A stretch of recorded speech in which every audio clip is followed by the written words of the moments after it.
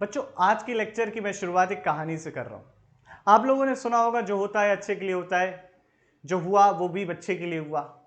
ये फिजिक्स में कहां से आ गया? आइए एक स्टोरी से सुनते हैं। एक आदमी था, अपनी जिंदगी से बहुत परेशान था।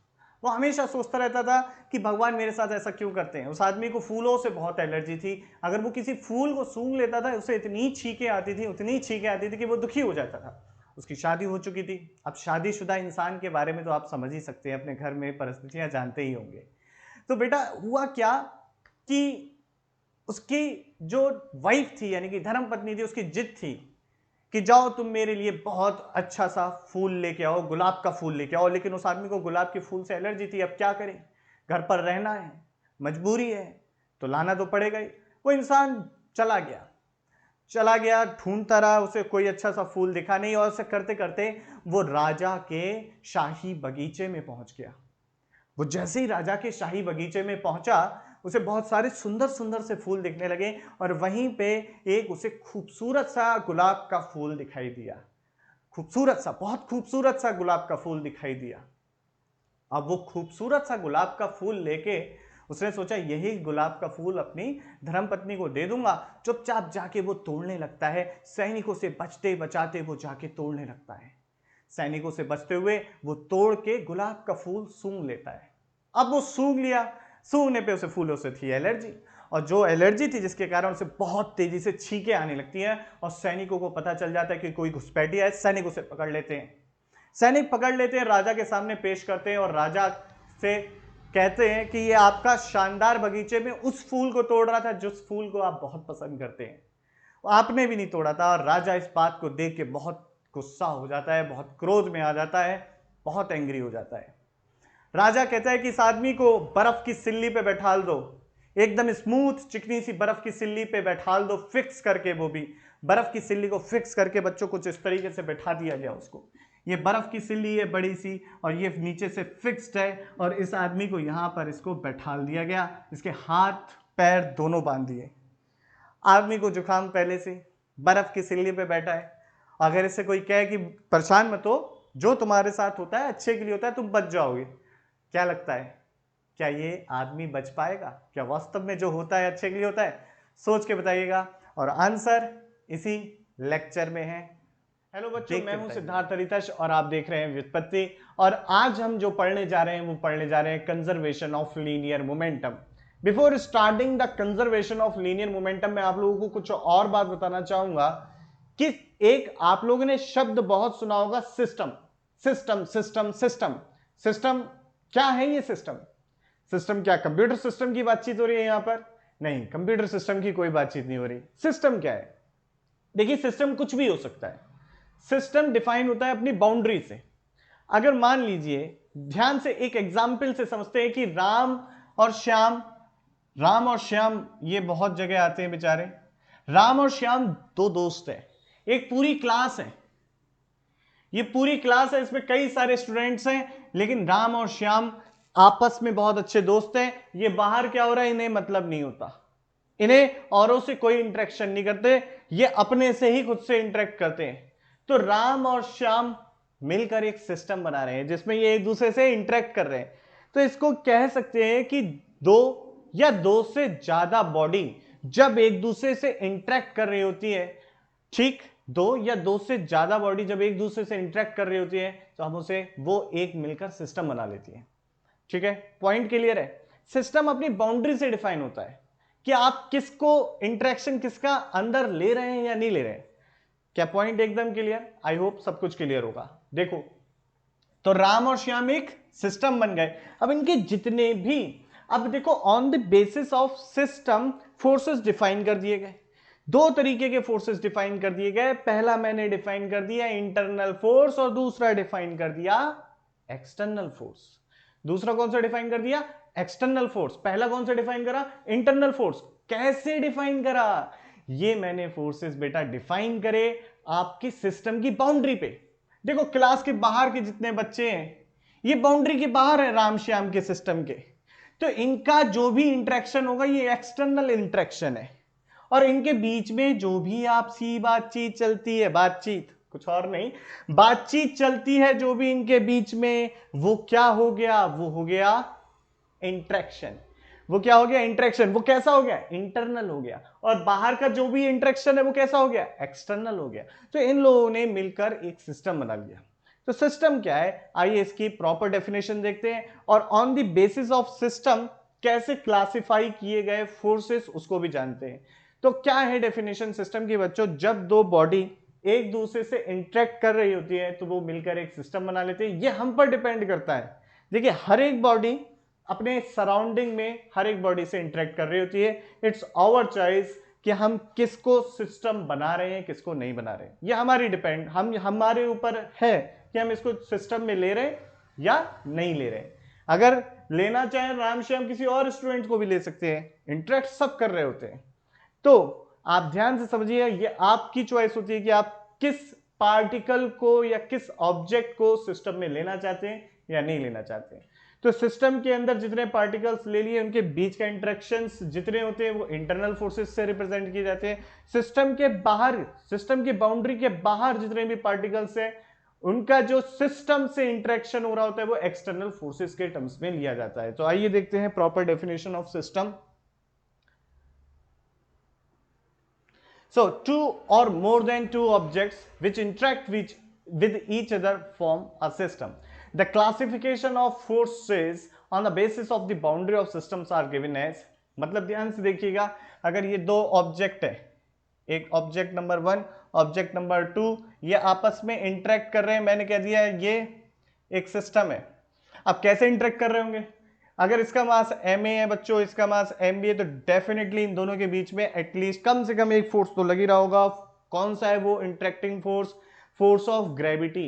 न्यूटन्स के लॉ से हमें पता है कि दो ऑब्जेक्ट्स एक दूसरे को अट्रैक्ट करते हैं, तो यहां फोर्स ऑफ अट्रैक्शन तो लग ही रहा होगा। a के ऊपर b लगा रहा होगा और b के ऊपर a लगा रहा होगा। तो ये इनके बीच के ये जो फोर्सेस हैं ये कौन से फोर्सेस हो गए, FAB and FBA is the internal forces. कौन से फोर्स हो गए बेटा, इंटरनल फोर्सेस। और अगर मान लो कोई बाहर से कोई और फोर्स लगा रहा है तो ये सिस्टम की बाउंड्री है। What is this, the boundary of the system.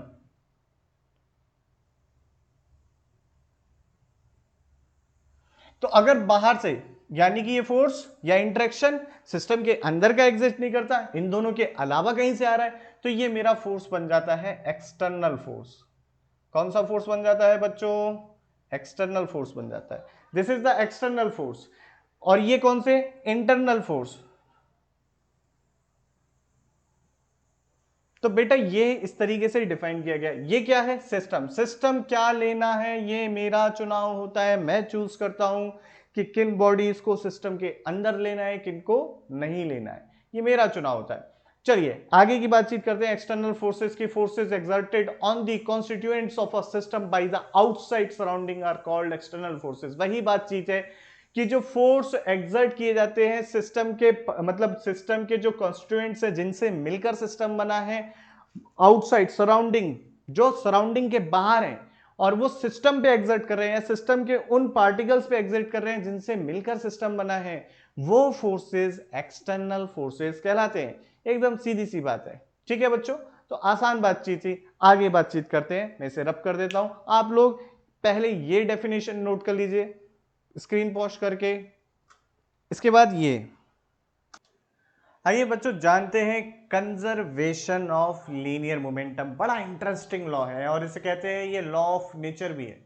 क्या है कंजर्वेशन ऑफ लीनियर मोमेंटम, इसको जानना बहुत जरूरी है। अब देखो क्या है, पहले सेकंड लॉ को देखो ध्यान से। सेकंड लॉ क्या कहता है, द रेट ऑफ या net force on the system, the net force on the system is equal to the rate of change of linear momentum of the system. The net force on any system is equal to the rate of change of momentum of the system. क्या point है इस बात का, मतलब क्या है कि अगर किसी सिस्टम पर एक्सटर्नल फोर्स या नेट फोर्स एग्जिस्ट करता है, सिस्टम पर नेट एक्सटर्नल फोर्स एग्जिस्ट करता है, सिस्टम पर नेट एक्सटर्नल फोर्स एग्जिस्ट करता है, तो सिस्टम का मोमेंटम बदल रहा होगा। सारी बात समझिएगा। अगर मैं कहूं if the net external force, यहां पर याद रखिएगा ये नेट फोर्स का एक्सटर्नल फोर्स का मतलब है net external force is equal to zero कर दूं मैं।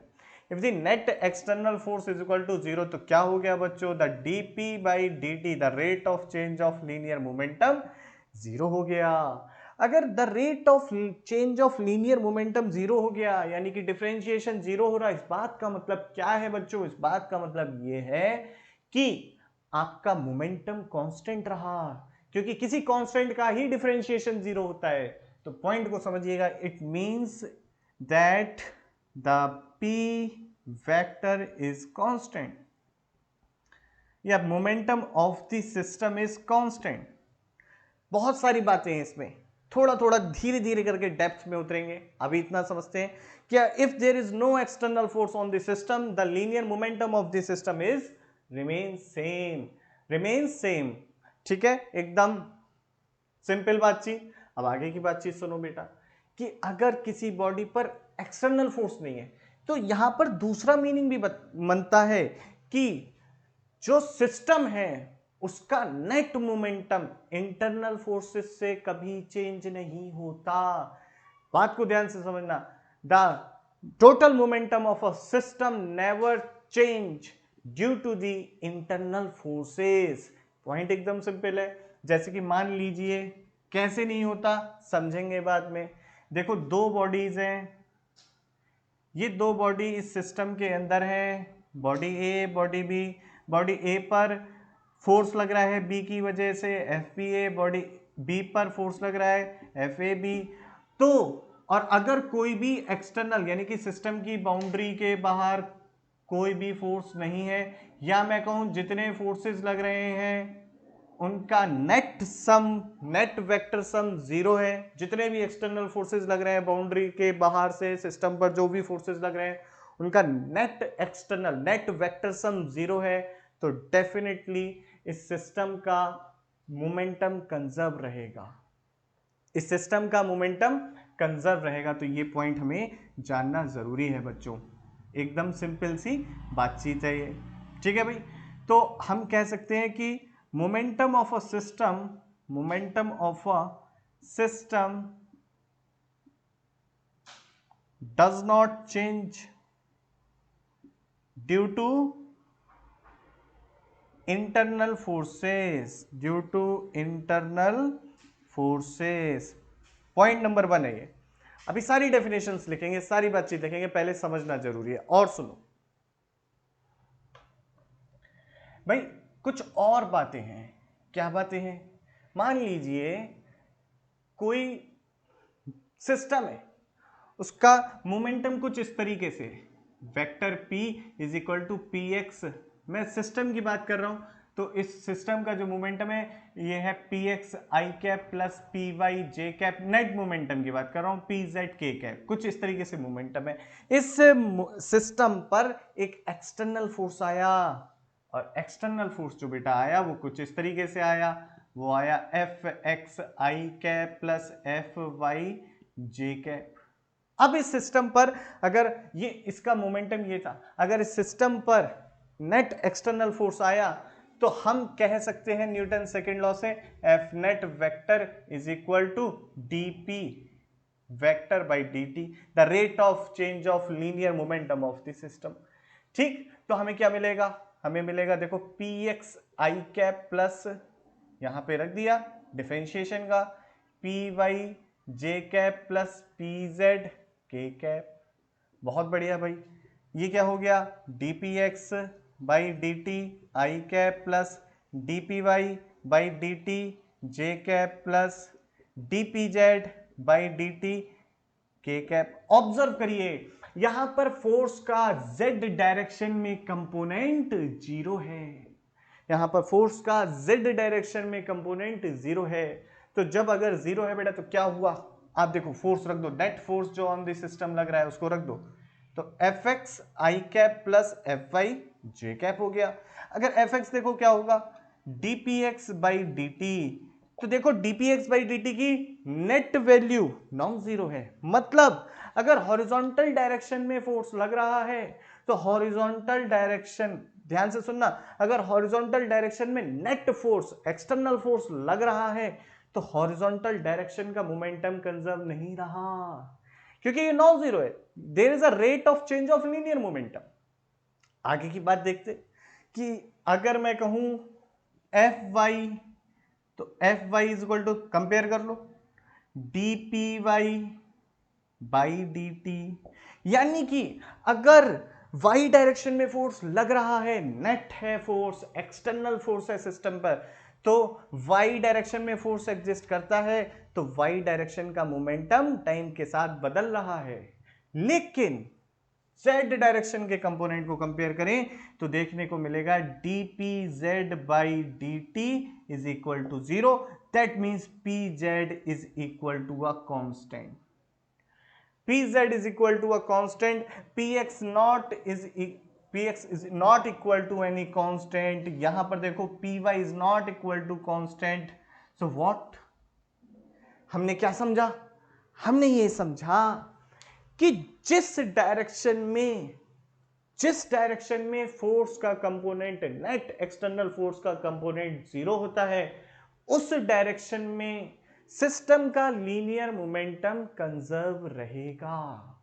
जिस डायरेक्शन में फोर्स का कंपोनेंट जीरो होता है, एक्सटर्नल फोर्स का, नेट एक्सटर्नल फोर्स का कंपोनेंट जीरो होता है, उस डायरेक्शन में सिस्टम का लीनियर मोमेंटम कंजर्व रहेगा। बिल्कुल सही बात है। प्रोजेक्टाइल मोशन को याद करो, प्रोजेक्टाइल मोशन में हॉरिजॉन्टल डायरेक्शन में कोई फोर्स नहीं था, हॉरिजॉन्टल एयर ड्रैग वगैरह सब हम एकदम हटा दिए हैं, एयर ड्रैग हटा दिए हैं, एयर रेजिस्टेंस हटा दिए, सब हटा दिया है, तो हमें मालूम है केवल ग्रेविटी एक्ट कर रही है। तो मेरे हॉरिजॉन्टल डायरेक्शन में कोई भी फोर्स नहीं था, यानी कि हॉरिजॉन्टल डायरेक्शन का मोमेंटम हमेशा कंजर्व रहना चाहिए। और हम लोग जैसा कि जानते हैं, क्या जानते हैं हम लोग, कि horizontal component of velocity in the projectile motion नहीं चेंज होता ड्यूरिंग द होल मोशन, तो आपका हॉरिजॉन्टल डायरेक्शन का मोमेंटम वहां पे कंजर्व रहा। This is the conservation of linear momentum.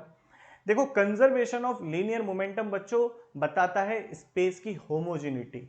मतलब क्या है, ये आप लोग थोड़ा सर्च करिएगा और मुझे बताइएगा क्या मतलब है स्पेस की होमोजेनिटी, यानी कि स्पेस एक जैसा है। ये इस स्पेस और टाइम के बारे में बहुत सारा जो रिसर्च किया है, अल्बर्ट आइंस्टाइन ने बहुत सारी बातचीत करी थी स्पेस एंड टाइम के बारे में। Special theory of relativity, general theory of relativity, इसी से बहुत कुछ रिलेटेड है, पर ये सब बियॉन्ड द कोर्स है, मैं इस पर डिस्कशन नहीं करने जा रहा हूँ। हाँ, थोड़ा सा मैं आप लोगों को इंटरेस्ट बने इसलिए बता रहा हूँ, ठीक है बच्चों। तो देखिए, ये था अपना कंजर्वेशन ऑफ लीनियर मोमेंटम। क्या क्या पॉइंट कंक्लूड करें पहले समझ लो। पहला पॉइंट बच्चों मैंने आप लोगों को बताया कि इफ देयर इज नो, सबसे पहले मैंने सिस्टम बता दिया, आप देख लेना, if there is no external force on the system then the linear momentum of the system remain conserve, पहला पॉइंट है। दूसरा पॉइंट समझो कि जिस डायरेक्शन में फोर्स लगेगा उस डायरेक्शन का मोमेंटम कंजर्व नहीं है, जिस डायरेक्शन में फोर्स नहीं है, या कहूं जिस डायरेक्शन के अलोंग फोर्स का कंपोनेंट एग्जिस्ट नहीं करता, उस डायरेक्शन में सिस्टम का लीनियर मोमेंटम कंजर्व रहता। तीसरा इंपॉर्टेंट पॉइंट, अगर इंटरनल फोर्सेस, सिस्टम के बाउंड्री के अंदर वाले जितने भी इंटरेक्शन करने वाले फोर्सेस हैं, उनकी वजह से सिस्टम का लीनियर मोमेंटम चेंज नहीं होता।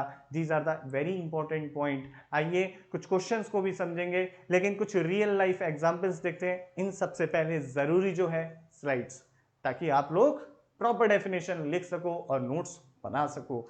तो फटाक से देखो बच्चों slides. The second law, what suggests the second law? What is the we are discussing? We are discussing about the principle of conservation of linear momentum. The second law suggests that F net is equal to dp vector by dt, that is the rate of change of momentum vector, if no external force acts on the system. F net vector is equal to 0. What does it mean? It means that p vector is equal to constant. If it means if no external force acts on a system, the linear momentum of the system will remain constant. This statement is called principle of conservation of linear momentum. ठीक, ये आप लोग slide पे जो लिखा है note कर लीजिए बच्चों, पॉज करके। इसके बाद बच्चों आप लोग ये सारे पॉइंट्स नोट कर लीजिए जो मैंने बताए हैं कि पहला, momentum of system does not change due to internal forces. ठीक, दूसरा, उस डायरेक्शन में मोमेंटम कंजर्व रहेगा जिस डायरेक्शन में फोर्स का कोई कंपोनेंट नहीं है। ये दोनों पॉइंट नोट कर लीजिए। आइए बच्चों कुछ एग्जाम्पल देखते हैं conservation of, example on conservation of linear momentum.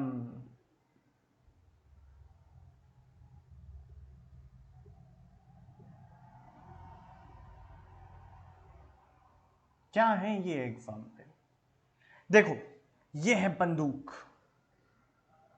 बंदूक से गोली निकली, क्या हुआ, गोली इधर की तरफ v वेलोसिटी से m मास से गई, कोई एक्सटर्नल फोर्स नहीं आया, सारे फोर्सेस इंटरनल थे। मैं क्या सिस्टम मान रहा हूं? मैं सिस्टम मान रहा हूं अपनी gun and bullet. Gun and bullet, कोई एक्सटर्नल फोर्स नहीं है। इनिशियली गन रेस्ट पे थी, ऐसे करके रेस्ट पे थी, होल्ड करे हुए थे। तो इनिशियल सिस्टम का मोमेंटम मैं देखूं, सिस्टम का इनिशियल मोमेंटम, क्योंकि मैंने कह दिया कि भाई जो गन का मास है वो कैपिटल एम है, और जो बुलेट का मास है वो स्मॉल एम है। तो टोटल मास उस समय क्या होगा? m प्लस एम, और वेलोसिटी क्या है? 0। तो initial momentum of the system का इनिशियल मोमेंटम हो गया 0। बहुत बढ़िया। अब आगे देखो, जैसी गोली फायर करी, गोली आगे v वेलोसिटी से आगे निकली और गन पीछे कैपिटल v वेलोसिटी से गई। इस केस में क्या होगा? The what is the final momentum of the system बेटा? तो इस केस में देखो, बुलेट का मास m है और पॉजिटिव x एक्सिस की डायरेक्शन में जा रही है, तो हम इसका मोमेंटम प्लस mv लिख दे रहे हैं। और गन का मास कैपिटल M है और गन जो है आपकी कैपिटल V वेलोसिटी से नेगेटिव x एक्सिस की डायरेक्शन में जा रही है, तो mv लिख दे रहे हैं। There is no external force, जितने भी सिस्टम के अंदर से, सिस्टम का क्या है? ये मास m है, गन मास जो है बुलेट का है, और सिस्टम में दूसरी गन है, इन दोनों का ही पार्ट है। तो there is no external force. तो क्या एनालिसिस देखिए, देखते हैं। External force on system, and what is system? That is gun plus bullet. तो कोई फोर्स नहीं है, तो क्या होना चाहिए? P final is equal to P initial, और we can say in delta P is equal to 0। तो यही किया, डेल्टा P यानी कि चेंज इन मोमेंटम 0 है, तो यहां से यही तो आया ना, P final minus P initial is equal to 0, P final is equal to P initial।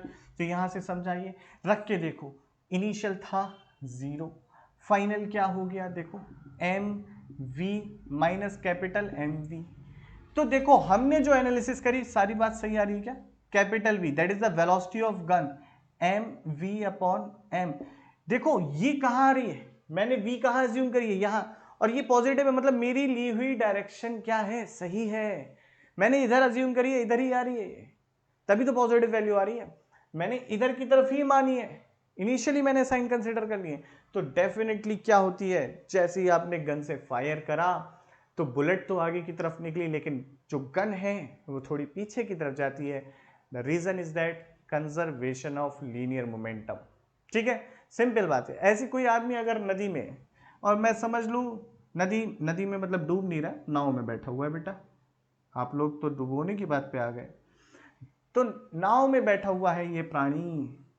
अब ये प्राणी क्या करता है? ये प्राणी ऐसे कूद के भाग जाता है। मैं ये एज्यूम कर रहा कि ये जो वाटर है, यानी कि रिवर या नदी का पानी है, ये नदी के पानी और जो बोट की सरफेस है, इसमें फ्रिक्शन कोई नहीं है। देयर इज नो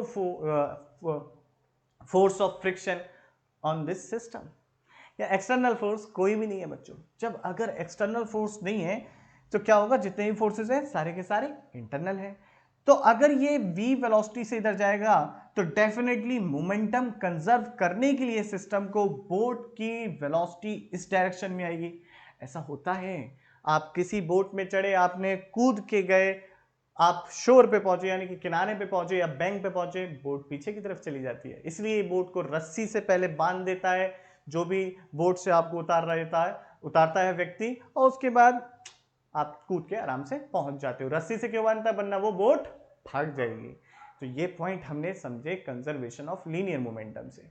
अब कुछ और महत्वपूर्ण बिंदुओं को जानेंगे, इन सबको आप नोट कर लीजिए और अपने माइंड में एकदम इसको बिल्कुल वैसे ही तैयार कर लो जैसे कि मैंने आपको समझाया है। कहीं कोई डाउट है कमेंट में कहना, मुझे बताना, मैं डिस्कस करूंगा उसे। ठीक है, तो जल्दी से नोट करो बच्चों। बच्चों अब स्टोरी के आंसर का टाइम। क्या है उसका आंसर, आइए देखते हैं। मैंने आपको बताया कंजर्वेशन ऑफ लीनियर मोमेंटम। तो क्या होगा, अब ये आदमी बर्फ की सिल्ली पे बच्चों बैठा हुआ है। बर्फ की सिल्ली पे कुछ इस तरीके से ये बैठा हुआ है, और क्योंकि ये स्मूथ है तो यहां पर फ्रिक्शन नहीं है। अब मैंने बताया इसे फूलों से थी एलर्जी, इसे क्या आने लगती थी, छींक आने लगती थी। जैसे ही इसे छींक आएगी तो इसके मुंह से कुछ, इसके अंदर से कुछ गैसेस बड़ी तेजी से, कुछ मास और कुछ गैसेस तेजी से वेलोसिटी से v से निकलेंगी, या मैं कुछ कहूं कि कुछ गैसेस का मोमेंटम इस डायरेक्शन में चला गया। अब there is no external force in the horizontal direction. बात याद रखना, इन दी हॉरिजॉन्टल, वर्टिकल में तो फोर्स है, वर्टिकल में फोर्स ऑफ ग्रेविटी एग्जिस्ट करता है, एक नॉर्मल रिएक्शन भी एग्जिस्ट कर रही है, वो बाद में देखेंगे क्या होती है नॉर्मल रिएक्शन, बाद में जानेंगे। लेकिन वर्टिकल डायरेक्शन में फोर्स ऑफ ग्रेविटी एग्जिस्ट कर रहा है, लेकिन हॉरिजॉन्टल डायरेक्शन में कोई भी फोर्स नहीं है। तो डेफिनेटली इसका इस डायरेक्शन में मोमेंटम कंजर्व रहना चाहिए। डेफिनेटली जैसे ही इसके मुंह से ये गैसेस निकलेंगी, जो कार्बन डाइऑक्साइड है या ऑक्सीजन जो भी है यार, एयर जैसे ही निकलेगी इस डायरेक्शन में कुछ v वेलोसिटी से, इस आदमी की कुछ इस डायरेक्शन में वेलोसिटी आ जाएगी और ये स्लाइड करने लगेगा और नीचे गिर जाएगा। अब इतनी ऊंची भी नहीं है बर्फ की सिल्ली जो मर जाए, तो डेफिनेटली ये बच जाएगा। और राजा ने यही कहा था कि ये तभी, अगर ये बच गया तो इसे छोड़ देना, और नहीं बचा तो मार के दफना देना। मतलब मारना क्या, उस समय तो दफना ही ना होगा इसे। ठीक है, तो देखिए जो होता है अच्छे के लिए होता है। परेशान मत होइए अगर आपकी जिंदगी में कुछ अच्छा नहीं चल रहा है, तो डेफिनेटली आप कुछ सीख रहे हो। बुरे वक्त से कुछ अच्छे वक्त के लिए सीखते हैं हम लोग, तो हम लोग कुछ सीख रहे हैं। परेशान मत होइएगा, बस अपने कर्तव्य। बच्चों आज के लेक्चर में बस इतना ही। तो आपको आई होप स्टोरी पसंद आई, स्टोरी से कैसे मैंने कंसेप्ट रिलेट किया। अगर पसंद आया तो डेफिनेटली शेयर करिएगा। आपको कैसा लगा वीडियो देख के, अपने एक्सपीरियंस कमेंट में डालिएगा। मैं सिद्धार्थ रिता शब्द चलता हूँ, आप लोग मेहनत से पढ़िएगा और मेरी मेहनत को अपनी मेहनत में कन्वर्ट करके मुझे रिजल्ट दीजिएगा। चलता हूँ, जय हिंद,